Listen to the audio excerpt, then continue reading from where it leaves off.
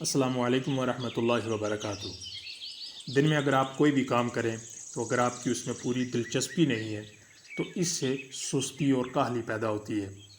اور اسی طرح نماز میں اگر آپ کی پوری توجہ اور دلچسپی نہ ہو تو اس سے بھی ایک سستی اور کاہلی پیدا ہوتی ہے۔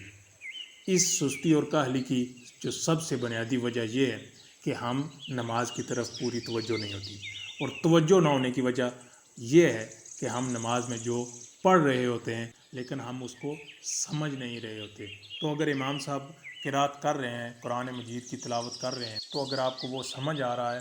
تو اس سے آپ کی لازماً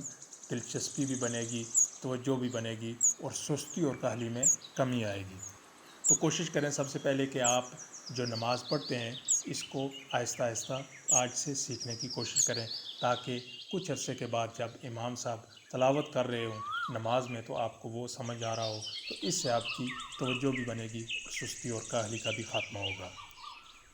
اس کے علاوہ ایک اور بات بھی آپ ذہن نشین کر لیں کہ نماز میں آپ جب نماز پڑھتے ہیں تو آپ اللہ تعالیٰ کے سامنے جھکتے ہیں، تو اللہ تعالیٰ آپ کے سامنے تو آپ دیکھ تو نہیں رہے ہوتے،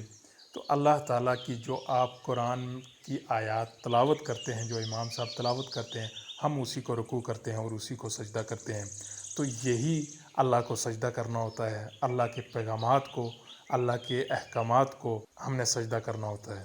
کیونکہ ہمارے دین میں، اسلام میں جو اللہ کا کنسیپٹ ہے، مختلف مذاہب میں مختلف کنسیپٹس ہیں اللہ کے حوالے سے،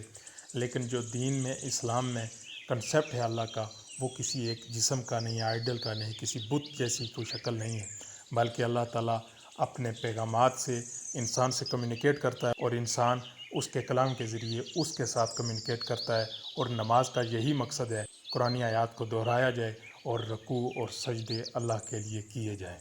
میں جو دو آیات آپ کے سامنے پیش کروں گا، آپ نے لازمی ان کو نوٹ کر لینا ہے، اور کوشش کریں کہ آپ ان کو نماز کا حصہ بنا لیں، ان کا ترجمہ لازمی سمجھ لیں۔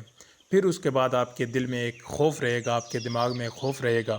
جس سے آپ کی نماز میں توجہ مزید بڑھے گی، اور یہ جو سستی اور کاہلی ہے نماز میں، اس میں کمی ہوگی۔ اور یہ دو آیات اللہ تعالیٰ کی طرف سے واضح پیغام ہے ہمارے لیے، جو سستی اور کاہلی ہمارے نماز میں پیدا ہوتی ہے اس کو ختم کرنے کے لیے یہ دو آیات کافی ہیں۔ اگر آپ ان کو سمجھ لیں، پڑھ لیں اور اللہ کا خوف رکھیں اور ان کو نماز میں بار بار دہرائیں۔ پہلی آیت ہے سورۃ النساء،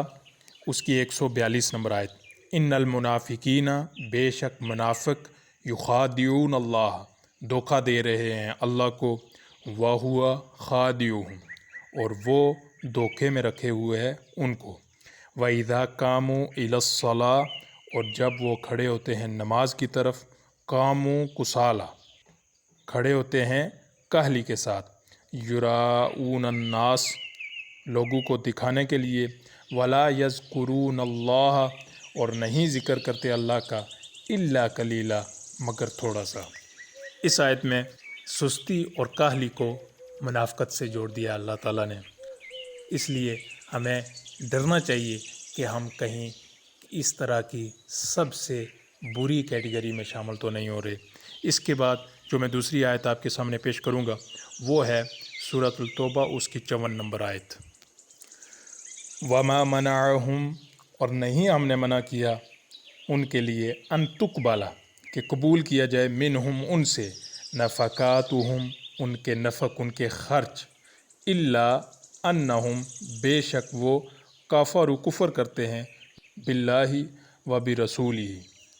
اللہ کے ساتھ اور اس کے رسول کے ساتھ، ولا یأتون الصلاۃ، اور نہیں وہ آتے نماز کی طرف، الا وہم کسالى،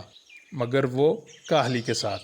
ولا ينفقون، اور نہیں وہ خرچ کرتے، الا وہم کارہون، مگر وہ کراہت کرتے ہیں۔ وما منعہم، اور نہیں منع ان کے لیے، ان تقبل، کہ قبول کیا جائے، منہم، نفقاتہم، ان سے ان کے خرچ، الا انہم کفروا باللہ و برسولہ، مگر وہ کفر کرتے ہیں اللہ اور اس کے رسول کے ساتھ، ولا یأتون الصلاۃ، اور نہیں آتے وہ صلاۃ کی طرف، نماز کی طرف، الا وہم کسالى، مگر وہ کاہلی کے ساتھ آتے ہیں، ولا ينفقون، اور نہیں وہ خرچ کرتے، الا وہم کارہون، مگر وہ کراہت کرتے ہیں، خرچ کرنے سے کراہت کرتے ہیں۔ تو یہ 2 آیات تھیں جن کی میں نے آپ کے سامنے نشاندہی کرنی تھی۔ یہ 2 آیات آپ یاد رکھیں، اس کے علاوہ میں نے جو پہلے 2-3 باتیں بتائی ہیں وہ آپ اپنے ذہن نشین کر لیں، تو انشاءاللہ اللہ تعالیٰ ہماری نمازوں میں ایک خشوع پیدا کرے، ایک توجہ پیدا کرے، ایک عاجزی پیدا کرے، اور ہمارے علم، ہمارے عمل میں اضافہ کرے۔ السلام علیکم ورحمۃ اللہ وبرکاتہ۔